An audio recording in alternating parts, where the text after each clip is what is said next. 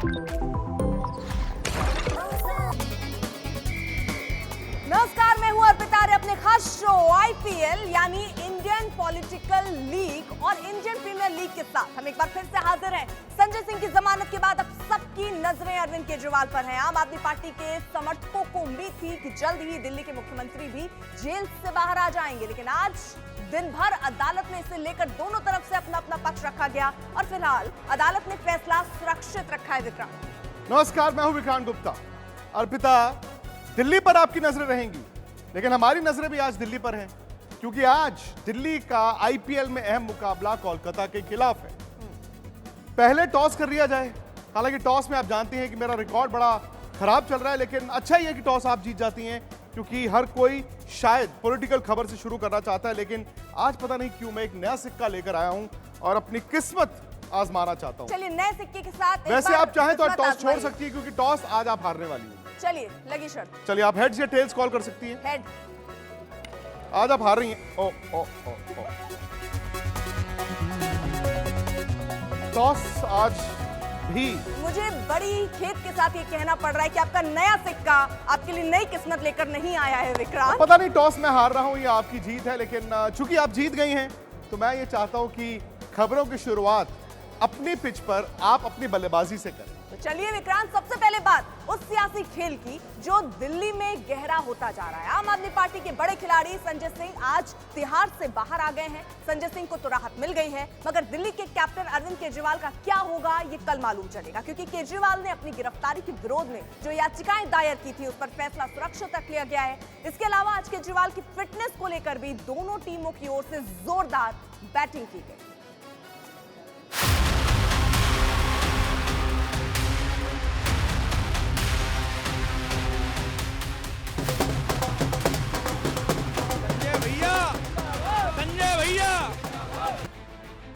दिल्ली में सियासी खेल के दो मैदान आज सुर्खियों में रहे। एक मैदान अदालत और दूसरा मैदान अस्पताल था। कैप्टन केजरीवाल के स्ट्राइकर संजय सिंह अब तिहाड़ से रिहा हो चुके हैं, लेकिन रिहाई से पहले अस्पताल से उनकी ये तस्वीरें सामने आई। अस्पताल से संजय सिंह तिहाड़ गए और फिर वहीं से उनकी रिहाई हुई, मगर रिहाई की 4 शर्तें हैं। पहली ये कि संजय सिंह अपना पासपोर्ट जमा करेंगे। दूसरी, एनसीआर से बाहर जाते वक्त जाँच अधिकारी को यात्रा का ब्यौरा देंगे। तीसरी, दिल्ली एनसीआर से बाहर रहने पर अपने मोबाइल की लोकेशन ऑन रखेंगे।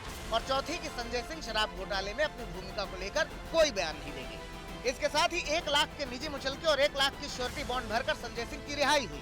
सुप्रीम कोर्ट की 3 जजों की बेंच ने ईडी को चेतावनी दी। उन्होंने कहा कि अगर आप इस जमानत का विरोध करोगे तो हम इस पे फैसला लिखेंगे, मेरिट्स पे, फैक्ट्स पे लिखेंगे, और फैक्ट्स आपके विरोध में हैं। संजय सिंह के खिलाफ कोई भी सबूत आपने नहीं दिया।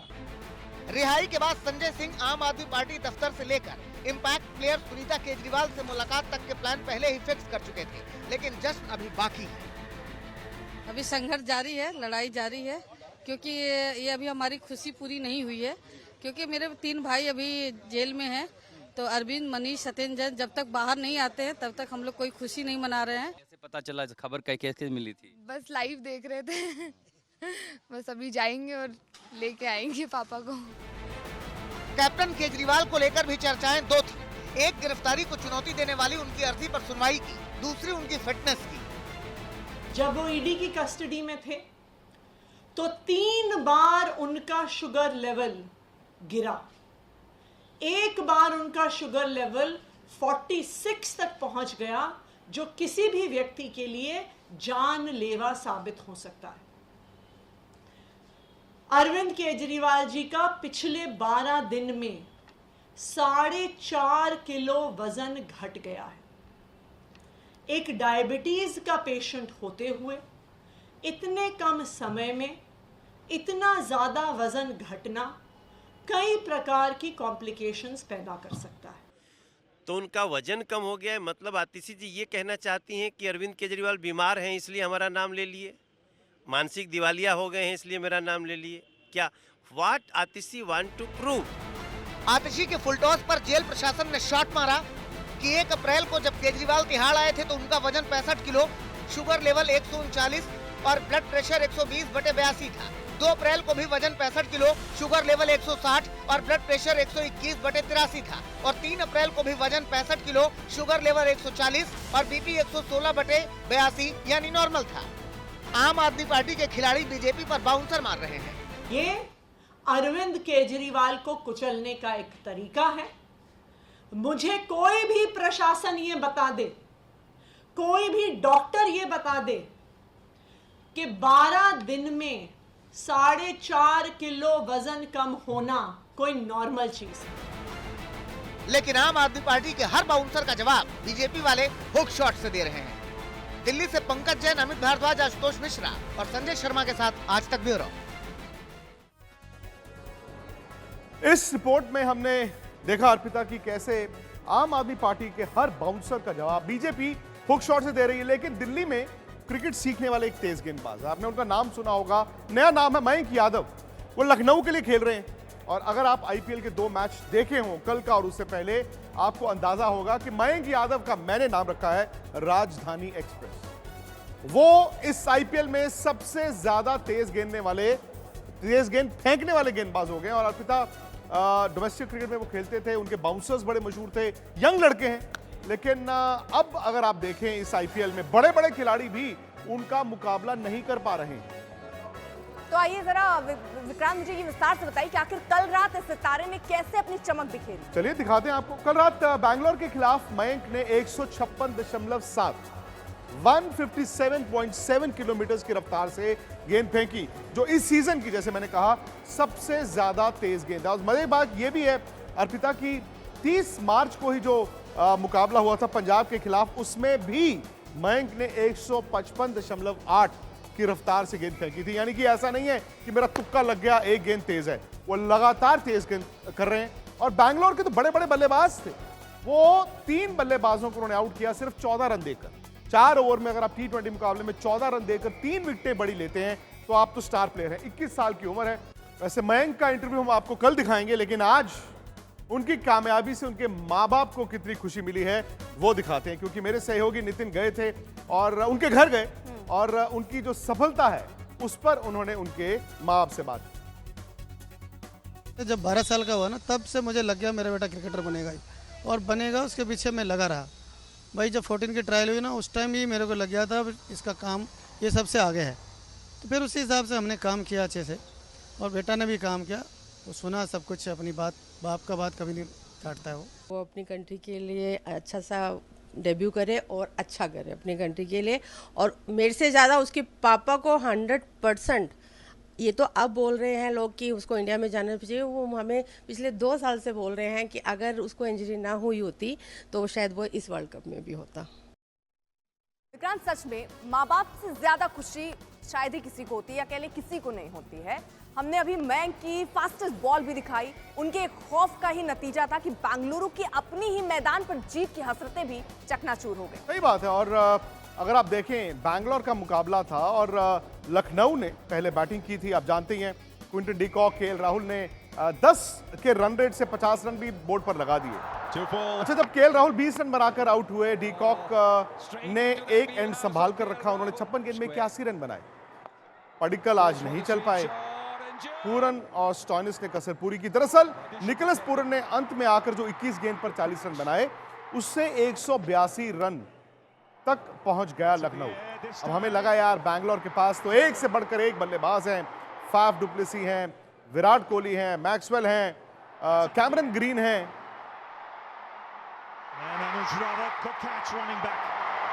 लेकिन जब आप बैंगलोर की बल्लेबाजी और मयंक यादव की गेंदबाजी देखेंगी तो आपको अंदाजा होगा कि मयंक का दरअसल खौफ बल्लेबाजों के चेहरे पर दिख रहा था। ये निकोलस पूरन की बैटिंग, ये देखिए, ये विराट कोहली आउट हो गए शुरू में और उसके बाद मयंक यादव का कोई जवाब था ही नहीं।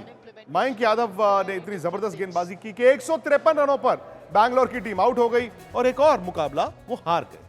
वैसे विक्रांत, अगर रिकॉर्ड तोड़ने की बात करें तो यहाँ पर कई राजनीतिक दल भी हैं जो अपना रिकॉर्ड तोड़े। बीजेपी ने इस बार अपना रिकॉर्ड तोड़ने का ऐलान किया है। ये रिकॉर्ड है अब की बार 400 पार का। लेकिन इस रिकॉर्ड को बनाने के लिए यूपी के मैदान में शानदार प्रदर्शन बहुत जरूरी है। जहां बीजेपी ने क्लीन स्वीप की रणनीति बनाई है, आज अमित शाह पश्चिमी यूपी के दौरे पर गरजे तो योगी आदित्यनाथ माफिया राज खत्म करने को लेकर सरकार की पीठ थपथपाते नजर आए, जबकि राजस्थान की सियासी पिच से जेपी नड्डा ने बयानों के बाउंसर्स मारे। ये चुनाव माफिया राज बनाम कानून के राज में चुनाव है। सपा, कांग्रेस, बसपा के लोग आएंगे तो फिर माफिया राज भी साथ लेके आएंगे, और भारतीय जनता पार्टी कानून के राज में विश्वास करती है, कानून के राज को स्थापित करने में विश्वास करती है और उसको प्रभावी ढंग से लागू करती है। ये चुनाव भ्रष्टाचार बनाम जीरो टॉलरेंस पर चुनाव हो रहा है। कौन नहीं जानता कि उन्होंने अपने मुकदमे वापस लिए। क्या कभी कोई ऐसा मुख्यमंत्री बना हुआ जिसने अपने मुकदमे वापस लिए हों? और फिर माफिया की सूची जारी क्यों नहीं करते हैं? टॉप 10 उत्तर प्रदेश के कौन माफिया हैं, उसकी सूची जारी क्यों नहीं करते हैं? ये जानबूझ करके माफिया और इस तरह की बहस में सबको इन्वॉल्व करना चाहते हैं। जिन्होंने 12 लाख करोड़ रुपए का भ्रष्टाचार किया उनको जेल में डालना चाहिए या नहीं डालना चाहिए? जोर से बोलो, डालना चाहिए या नहीं डालना चाहिए? भाई और बहनों, उनका मकसद परिवार के लोगों को मुख्यमंत्री प्रधानमंत्री बनाना है। मोदी जी का मकसद देश के किसान, गरीब, मजबूत, दलित और आदिवासी को मजबूत बनाकर अपने पैर पर खड़ा रहना है। भारत की आकांक्षा है कि एक विकास युक्त सरकार हो। भारत की आकांक्षा है कि तेज गति से देश आगे बढ़े। मोदी जी के नेतृत्व में इस बात की आकांक्षा है।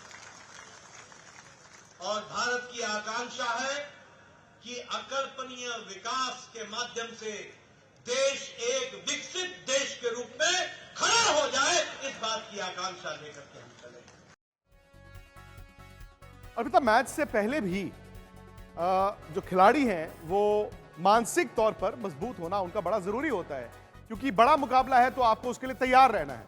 और मैच से पहले कप्तान और खिलाड़ी कुछ इसी अंदाज में बयान भी देते रहते हैं, जैसे अभी आपने सुना। लेकिन सारी की सारी कहानी क्रिकेट में रिजल्ट पर आकर अटक जाती है। आप मैच जिताते हैं तो वही बयान आपको हीरो बना देते हैं, और अगर आपकी टीम हारती है तो उन्हीं बयानों पर सवाल खड़े होते हैं। बिल्कुल, और ये मुझे लगता है राजनीति में भी है, और बिल्कुल सही बात कह रहे हैं आप।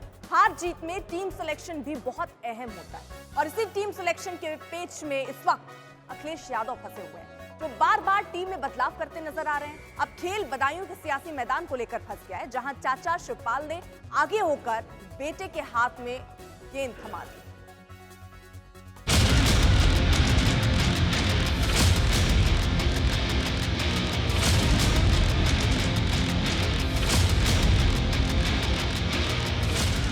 यूपी की सियासी पिच पर विपक्ष के लिए बल्लेबाजी करना आसान नहीं है। ऐसे में अखिलेश के सामने सबसे बड़ी चुनौती टीम सिलेक्शन को लेकर है। मेरठ, मुरादाबाद, रामपुर के बाद अब क्या बदायूं सीट पर भी समाजवादी पार्टी अपने प्रत्याशी को बदलेगी? बदायूं सीट से शिवपाल यादव समाजवादी पार्टी के उम्मीदवार हैं, लेकिन अब बेटे आदित्य यादव को बदायूं सीट से टिकट का प्रस्ताव अखिलेश को भेजा गया है। कार्यकर्ता सम्मेलन में आदित्य यादव को लेकर प्रस्ताव पारित हुआ, जिसमें धर्मेंद्र यादव भी मौजूद थे। बिल्कुल, जो भी पार्टी का फैसला होगा मैं तो और मुझे खुशी होगी। चाचा के लिए काम करने में थोड़ा सा एक हिचक रहती। समाजवादी पार्टी में पहले बदायूं में शिवपाल सिंह यादव को कैंडिडेट घोषित किया।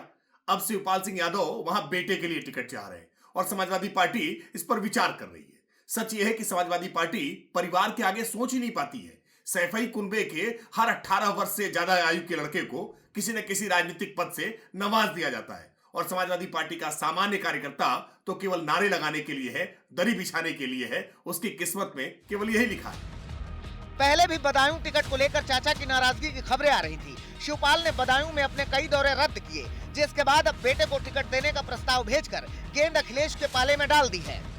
देखिए, यहाँ सम्मेलन में तो प्रस्ताव पास कर ही दिया है, तो जब प्रस्ताव सम्मेलन ने पूरे कार्यकर्ताओं ने कर दिया है, अब ये प्रस्ताव जाएगा राष्ट्रीय नेतृत्व के पास, तो अब राष्ट्रीय नेतृत्व भी सहमति मिल जानी चाहिए।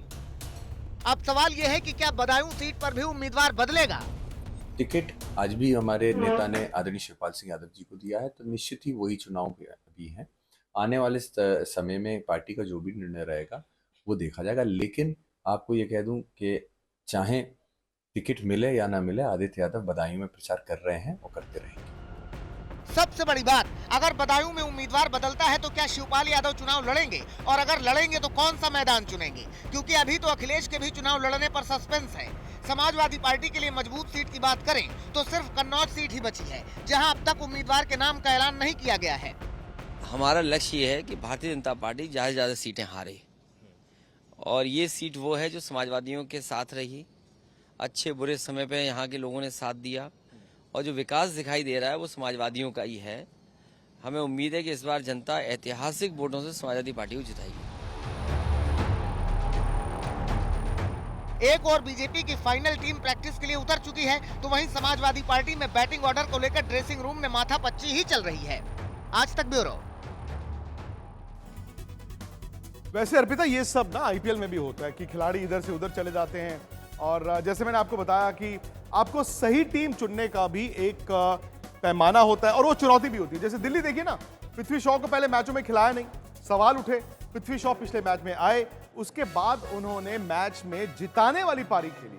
वैसे कई बार कंडीशंस और विरोधी टीम के हिसाब से भी कप्तान अपनी अपनी टीम बदलते रहते हैं। कोई जरूरी नहीं कि जो टीम आईपीएल का पहला मैच खेल रही हो वही टीम आखिर तक खेले। वैसे विक्रांत, क्रिकेट की तरह सियासत में भी ऐसा ही है। एक और चुनौती होती हुई नजर आती है, क्योंकि यहाँ सियासत जिस तरह से नजर आ रही है, अगर हम देखें तो बड़े बड़े खिलाड़ी जो हैं वो मैदान में है, लेकिन टीम कॉम्बिनेशन भी बहुत जरूरी है। लेकिन यहाँ अगर हम सियासत की बात कर रहे हैं और महागठबंधन, इंडिया गठबंधन की बात करें, थोड़ी मुश्किलें जरूर हैं। अब जैसे आईपीएल में आप 4 ही विदेशी खिलाड़ी प्लेइंग 11 में खिला सकते हैं, जिसके हिसाब से टीम तय करनी होती है, और यही चुनौती अब इंडिया गठबंधन के सामने है, जहां सीट शेयरिंग तो तय हो गई है, लेकिन टीम कॉम्बिनेशन को लेकर खींचतान है।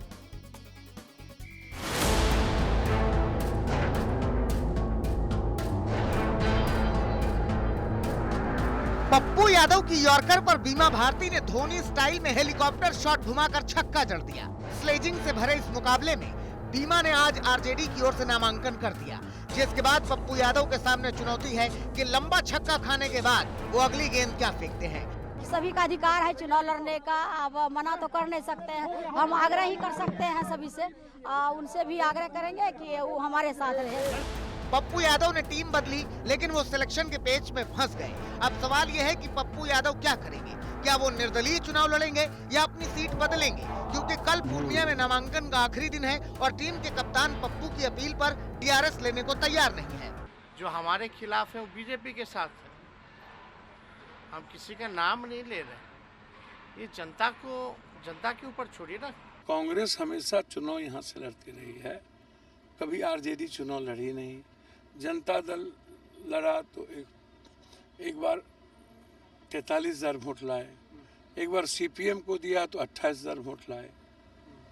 आप हमको जरा बताइए ना, हम आपसे एक बात जानना चाहते हैं कि आप किस आधार पर ये सीट लिए, सुपौल किस आधार पर लिए?